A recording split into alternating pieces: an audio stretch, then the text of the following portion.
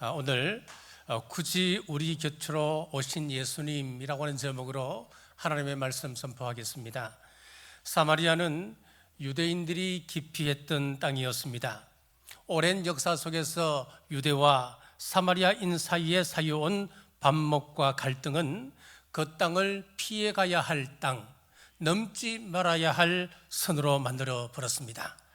그런데 예수님은 그 땅을 굳이 통과하시겠답니다. 4절 말씀입니다.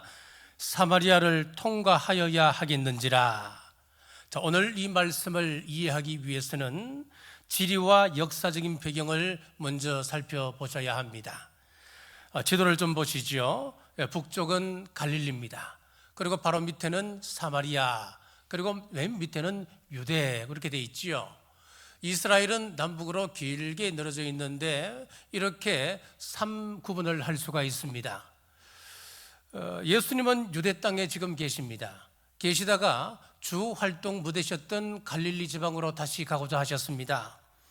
당시 갈릴리로 올라가는 여정 중이셨는데 사마리아를 통과하시겠다는 겁니다. 우리에게 사마리아는 한 지명에 불과합니다만은 당시 이스라엘 사람들에게 그 사마리아를 지나가자 하는 이 말은 매우 충격적인 제안이었습니다. 왜 제자들이 놀랐을까요? 9절 말씀입니다. 사마리아 여자가 이르되 당신은 유대인으로서 어찌하여 사마리아 여자인 나에게 물을 달라 하시나이까 하니 이는 유대인이 사마리아인과 상종하지 아니함이러라. 즉 유대인과 사마리아인은 서로 상종하지 않았습니다. 그렇다면 왜 이렇게까지 되었을까요? 그 역사적 배경을 살펴보겠습니다.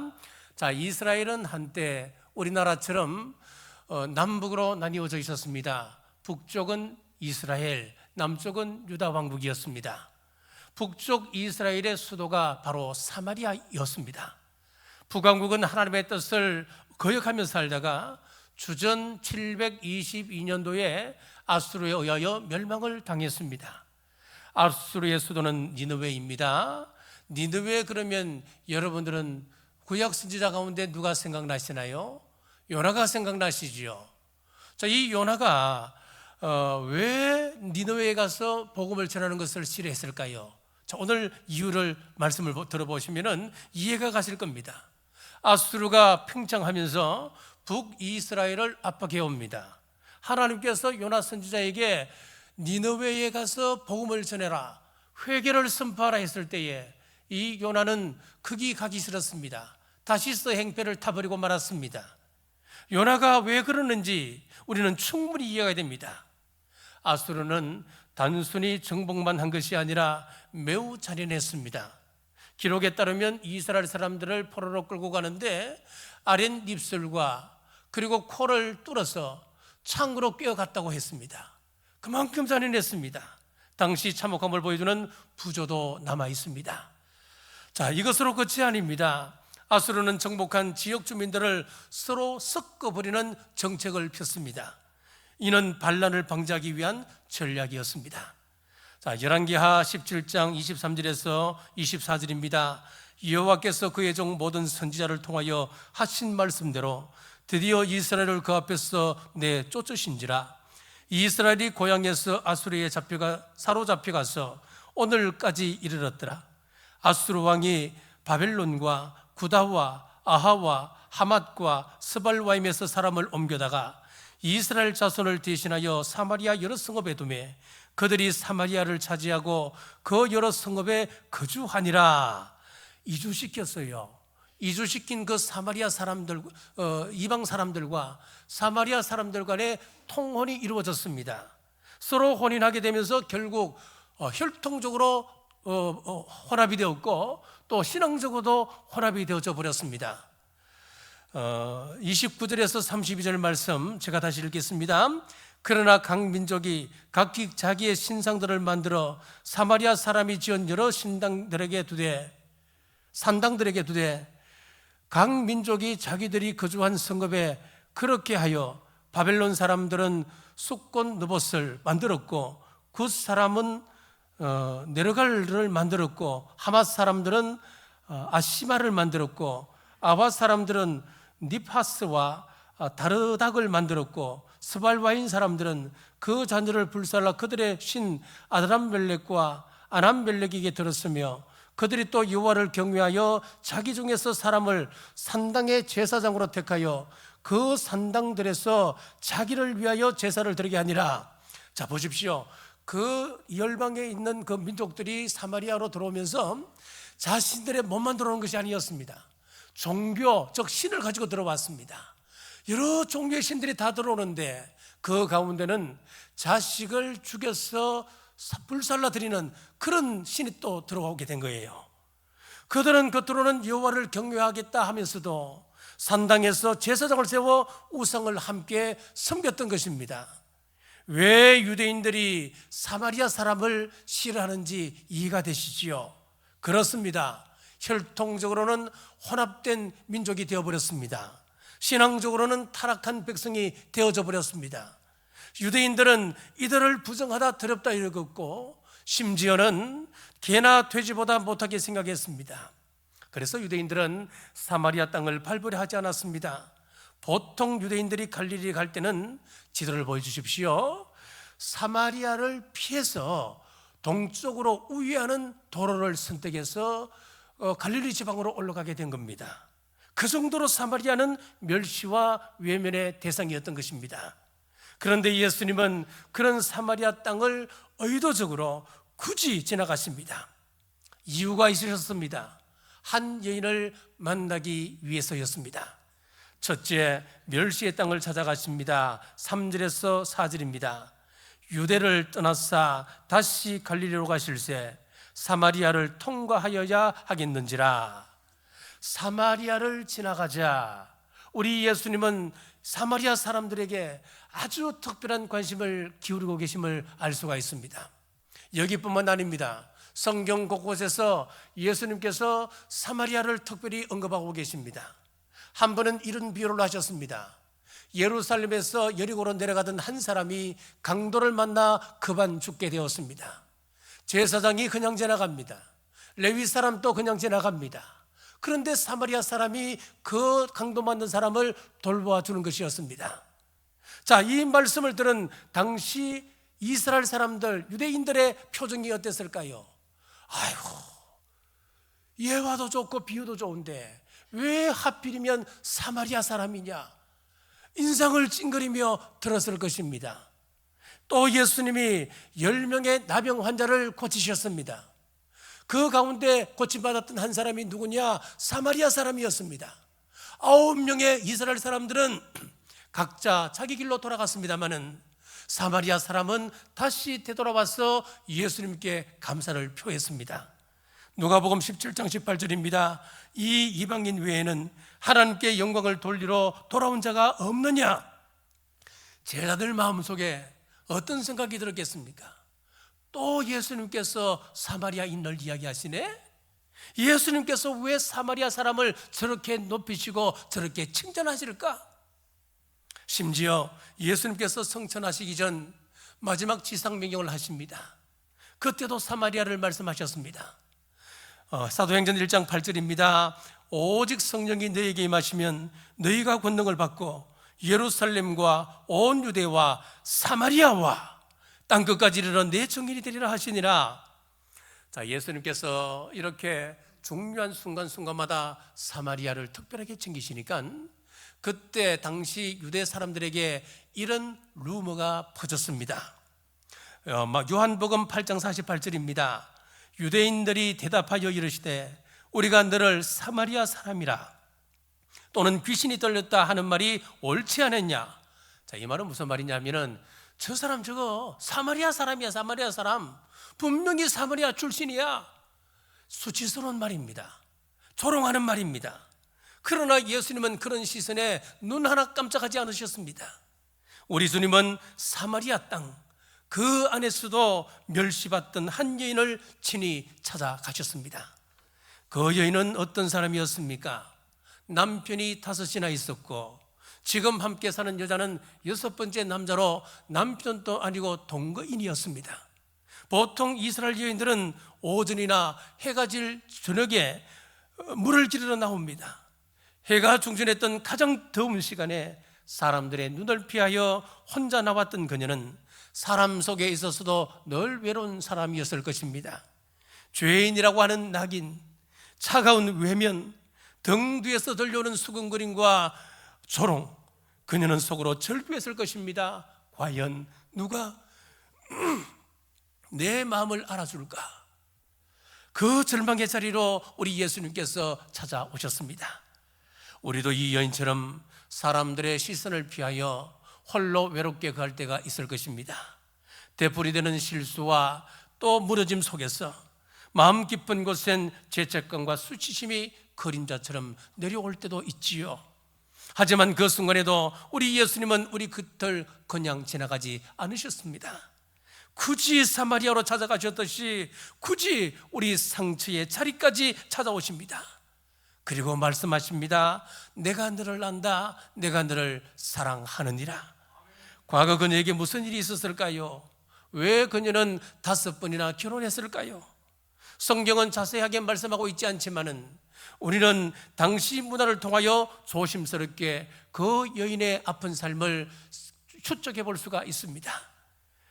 우리나라 고대 국가 가운데 부여나 고구려에는 남편이 죽으면 시동생과 형수가 결혼하는 형사취수 제도가 있었습니다.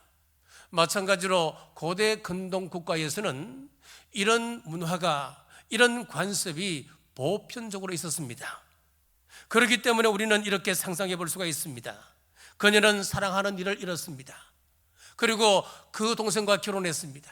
또 잃었습니다. 또 잃었습니다. 그래서 5명의 시동생의 품을 전전했던 고단하고도 슬픈 그런 인생을 살아간 여인이라 할 수 있습니다. 자, 또 하나는 그녀는 남편에게 버림받았거나 또 자신의 정욕을 이기지 못하여 매우 부도덕한 잘못된 선택으로 말미암아 상처와 굴레를 반복했을 수도 있는 것입니다. 분명한 것은 그녀 스스로도 수치스럽게 생각했고 사람들의 눈을 피하며 살았다고 하는 사실은 분명한 사실입니다. 본문의 여인은 오늘 저와 여러분을 상징하고 있습니다. 깨어지고 부서지고 상한 심령으로 오늘 이 자리에 왔습니다. 예수님은 그 상한 심령을 외면하지 않으시고 오늘 또 우리 마음을 향해 다가오십니다. 주님 찾아오셔서 문 두드리실 때에 우리의 마음의 문을 활짝 여시는 여러분 되시길 주님의 이름으로 축복합니다. 둘째, 상한 심령을 만지십니다. 8절입니다. 이는 제자들이 먹을 것을 사러 그 동네에 들어갔음이러라. 자, 예수님이 이 말씀을 통하여 우리를 향한 어떤 배려를 하시는지를 살펴볼 수가 있습니다. 예수님이 사마리아의 수가성에서 한 우물가에 홀로 앉아 계십니다. 왜 혼자 앉아 계시는 것일까요? 다른 12제자를 음식을 사러 보냈기 때문에 그렇습니다. 그런데 이상하지요. 음식을 사러 갈 거면 2-3사람이면 충분하지 않겠습니까? 그런데 굳이 12명의 제자를 다 보낼 필요가 있었을까요? 왜 그러셨을까요? 그것은 바로 분명한 이유가 있습니다. 사람들의 시선을 두려워하여 피하여 살아갔던 한 여인을 배려하기 위한 우리 주님의 배려였습니다. 우리 예수님의 마음은 이렇습니다. 부끄러워하는 한 사람을 위해 12명을 비우실 수 있는 우리 예수님의 마음입니다. 상처 입은 많은 한 사람을 위하여서 세상의 소음을 걷어내고 그 사람의 눈높이에 맞춰 다가가시는 분이십니다. 그 모습은 마치 갓 태어난 어린 아기를 가슴에 품은 어머니의 모습이고 바람결마저 상처를 건드릴까 염려하는 이슬처럼 그분은 아픔 위에 손 얹고 그 고통을 함께 느끼며 다가오십니다. 사람의 마음은 10길 물속보다 깊다 그랬습니다. 보이지 않는 곳에 고통이 있고 말 못할 사연들이 얽혀 있습니다. 우리 주님은 그 깊은 마음의 골짜기까지 아십니다. 말하지 않아도 아시고 우리가 숨기려 해도 헤아리시는 분이시 우리 하나님이십니다. 그뿐만 아닙니다. 사람은 그 사람의 과거와 현재를 보지만 주님은 우리의 가능성과 우리의 미래까지도 보십니다. 39절입니다. 여자의 말이 내가 행한 모든 것을 그가 내게 말하였다 증언하므로 그 동네 중에 많은 사마리아인이 예수를 믿는지라. 자, 그녀는 예수님을 만났습니다. 그 마음의 갈증을 해결했습니다. 그는 뭐 했습니까? 마을로 뛰어내려가서 예수님을 만났다라고 복음을 전하기 시작했습니다. 우리 예수님은 그 사람의 가능성을 이렇게 미리 하신 것입니다. 미래를 미리 보고 계신 것이었습니다. 예수님의 행적을 수가성에 증거하게끔 우리 주님께서는 이 사람을 사용하시는 것이었습니다. 동네 사람들에게 외면받고 조롱받던 그 여인이 이제는 생명의 말씀을 전가하는 전도자가 되었습니다. 이것이 우리 주님의 시선입니다. 우리의 실패와 상처에 머무르지 않으시고 은혜로 빚어질 내일을 바라보시는 분이십니다. 그리고 그런 변화는 오늘 이 시간에도 여전히 진행되고 있습니다. 우리 기독교 초기 역사 가운데 어거스틴이라고 하는 위대한 교부가 있습니다. 이분은 10대 때 창녀와 함께 살면서 아기를 낳았던 사람이었습니다. 그런 아들을 두고 눈물 뿌리며 기도했던 어머니 모니카의 기도가 응답받아서 우리 기독교 역사상 가장 위대한 교부로 우뚝 설 수 있었습니다. 이렇게 세심하게 상한 심령을 어루만지시는 우리 주님을 생각하면 마음 깊은 곳에서 감사와 찬양이 흘러나오지 않을 수 없습니다. 지난 새벽기도 총진금 기간에 커밍 아웃한 니고데모들 함께 나누었습니다. 니고데모가 어떤 사람이었습니까? 그는 바리새인이었습니다. 그는 존경받는 유대 지도자였습니다. 공회원이었습니다. 그는 도덕적으로도 완벽한 사람이었습니다. 흠이 없었던 사람이었습니다. 그런 그가 사람들의 시선을 피하여 밤에 예수님을 몰래 혼자 찾아온 것이었습니다. 왜 그랬을까요? 그 마음 깊은 곳에 말할 수 없는 갈급함이 있었기 때문이었습니다. 반면에 사마리아 여인은 찾아갈 엄두조차 내지 못한 사람이었습니다. 가진 것도 없습니다. 배우지도 못한 사람이었습니다. 도덕적으로는 이미 사람들에게 손가락질 받는 사람이었습니다. 자, 그러나 이 두 사람에게 공통점이 있었으니 그것은 바로 영적인 갈망이었습니다. 목마른 심령을 가진 사람들이었습니다. 차이점이 있다면 니고데모는 직접 자기 발로 예수님을 찾아간 것이라고 한다면 오늘 본문에 나와 있는 수가성 여인은 예수님께서 이 사람을 찾아가셨다고 하는 차이가 있습니다. 여러분은 우리 구원의 은혜가 필요 없는 사람은 이 세상에 단 한 사람도 없는 것입니다. 지식이 많든 쥐가 높든 세상 속에서 상처 입고 외면받아 왔든 우리 모두는 우리 주님의 은혜 없이는 살아갈 수 없는 존재라고 하는 것입니다. 어떤 분은 니고데모처럼 존경받고 도덕적으로 흠잡을 데 없는 사람일 수 있습니다. 또 반면에 어떤 사람은 사마리아 여인처럼 상처와 부끄러움 속에 조용히 살아온 분도 계실 것입니다. 그러나 중요한 것은 우리 모두에게는 예수님의 은혜가 필요하다고 하는 사실입니다. 동방 박사들과 목자들도 마찬가지였습니다. 동방의 박사들은 하나님의 아들 예수 그리스도의 탄생 소식을 별을 연구하고 깊이 있는 학문을 통하여 깨달았습니다. 그들은 지식인들이었습니다. 자신의 시간과 재물을 바쳐 예수님께 찾아와 예물을 드렸습니다. 경배했습니다. 그러나 들판에서 양을 돌보던 배우지 못한 목동들에게는 하나님의 천사가 친히 찾아갔습니다. 아기 예수님의 탄생을 직접 천사가 전해 주었습니다. 지식 있는 것도 분명 귀한 은혜입니다. 지위가 있고 도덕적으로 흠결이 없는 것 참 소중한 일이지요. 자, 하지만 아무것도 내세울 것 없는 우리 같은 사람들에게조차 예수님께서 먼저 찾아와 주셨다고 하는 이 사랑, 그것이 얼마나 놀랍고 감격스러운 일입니까? 성경은 분명 말씀합니다. 나는 의인을 부르러 온 것이 아니요 죄인을 부르러 왔노라 우리 주님 말씀하셨습니다. 사랑하는 여러분, 상처 많은 인생, 실수투성이의 인생이라 할지라도 우리 주님은 포기하지 않으시고 굳이 우리 곁으로 오십니다. 우리를 만나주시고 회복시켜 주십니다.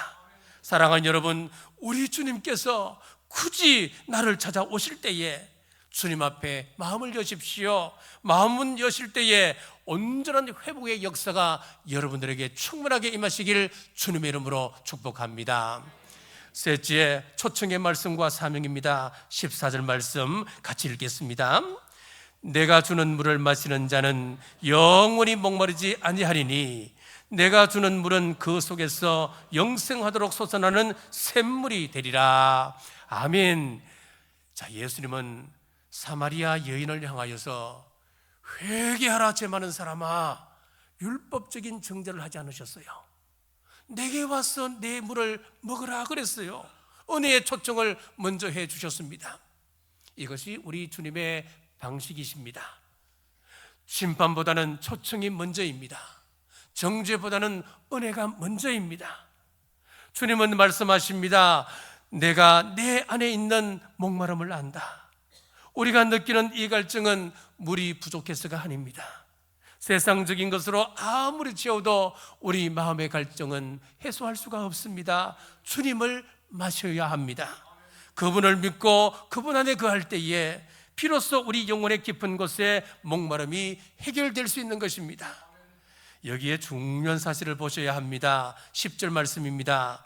내가 만일 하나님의 선물과 또 내게 물 좀 달라 하는 네가 누구인 줄 알았더라면 내가 그에게 구하였을 것이요 그가 생수를 내게 주었으리라. 여기서 중요한 것은 구하였으리라 라고 하는 말씀이에요. 하나님의 은혜는 우리 곁에 이미 있습니다. 예수님께서 십자가에 못 박혀 달려 돌아가시고 우리 모두에게 구원의 기쁜 소식을 우리에게 주셨습니다. 예수님을 믿음으로 우리는 구원받는 우리 하나님의 은혜가 우리에게 있는 것입니다. 그런데 중요한 것이 있습니다. 이 여인처럼 우리 예수님의 말씀처럼 구하여야 한다고 말씀하시는 겁니다. 우리 하나님의 은혜는 내가 구하여야 합니다. 아무리 내 가까이 가 있어도 그것을 구하지 않으면 아무 소용없는 것입니다. 우리는 갈망해야 됩니다. 사모해야 됩니다.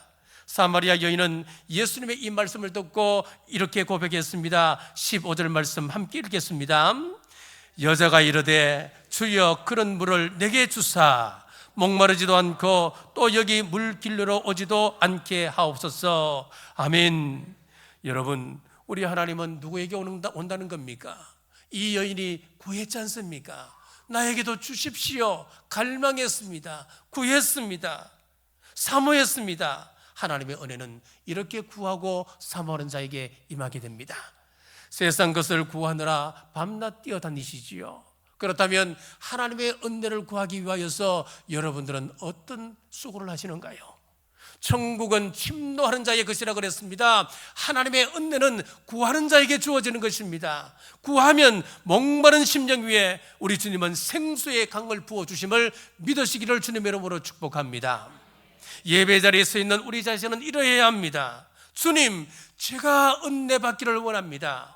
제가 주님을 사모합니다. 이 고백에 주님은 반드시 응답하시고 그 마음에 충만한 은혜로 채우심을 믿으시기를 바랍니다.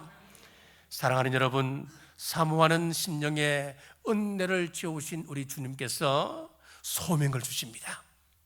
예수님께서 저와 여러분에게 주신 말씀이 무엇이었느냐? 너희는 세상의 소금이라 그랬습니다. 자, 소금의 역할은 무엇입니까? 여러 역할이 있겠습니다만은 특별히 우리 주님께서 강조하신 것은 맛이었습니다. 마태복음 5장 13절입니다. 너희는 세상의 소금이니 소금이 만들 그 맛을 잃으면 무엇으로 짜게 하리요? 예수님께서 말씀하신 소금은 짠맛, 곧 존재 자체로 분명한 영향력과 정체성을 의미하고 있습니다. 그리고 짠맛에는 또 하나의 속성이 있습니다. 그것은 갈증을 불러일으키는 것입니다. 바다에서 수영해 보셨습니까? 바다 수영을 하다 보면 알게 모르게 그 소금물을 마실 수밖에 없어요. 소금물을 마시면 어떻게 됩니까? 갈증이 더 일어나게 됩니다. 이것입니다. 바로 우리 예수님께서 우리를 세상의 소금이라고 하신 이유는 우리를 통하여 세상이 갈증을 일으키도록 하라고 하는 것입니다. 우리 믿는 사람들을 통하여서 세상 사람들이 야, 저 사람이 믿는 예수님 나도 알고 싶어. 저 사람이 다니는 교회라면 나도 그 교회 가고 싶어. 세상 사람들로 하여금 거룩한 영적인 갈망이 일어나도록 우리의 삶을 통하여, 우리의 짠맛을 통하여 그들이 예수님을 갈망하도록, 사모하도록 만들어가라라고 하는 것이 이 명령 속에 숨어 있는 것입니다. 우리가 짠맛을 내며 살아갈 때 사람들은 잊고 살았던 영혼의 갈증을 다시 느끼게 되는 것입니다. 오늘 우리에게 주시는 사명은 바로 이것입니다. 짠맛을 내는 맛, 존재만으로도 영향을 끼치는 삶, 사람들의 마음속에 거룩한 감동을, 영적인 감동을 일으키는 삶, 그 갈증을 통해서 우리 사람들을 예수님께로 인도하는 삶을 말합니다.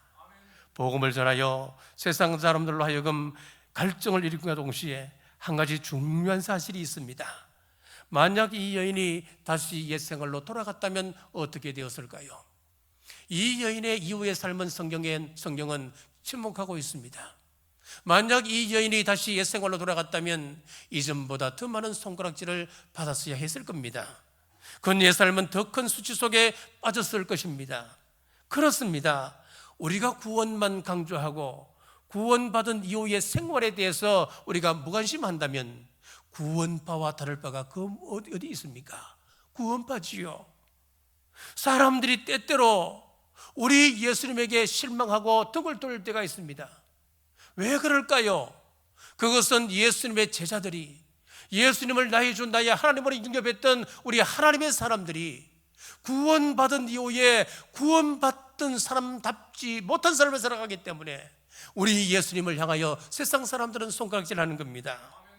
구원은 끝이 아닙니다. 구원은 시작입니다. 하나님께서는 우리에게 구원에 걸맞는 삶, 변화된 삶, 책임 있는 삶, 거룩한 삶을 기대하고 계십니다. 그러므로 오늘 우리는 이 말씀 앞에서 자신에게 정직하게 질문해 보셔야 됩니다. 나는 정말 변화된 삶을 살아가고 있는가? 예수님을 만난 흔적이 내 삶에 드러나고 있는가? 이 질문 앞에 두렵고 떨림으로 자신을 돌아보시기를 주님의 이름으로 축복합니다. 말씀을 맺습니다. 예수님은 사마리아 땅 한복판에까지 가셔서 외면당하고 멸시받던 한 여인을 굳이 찾아가 만나셨습니다. 그리고 심령을 회복시켜 주셨습니다. 마찬가지로 하나님은 오늘도 상한 심령, 갈급한 심령을 가진 우리에게 찾아오십니다.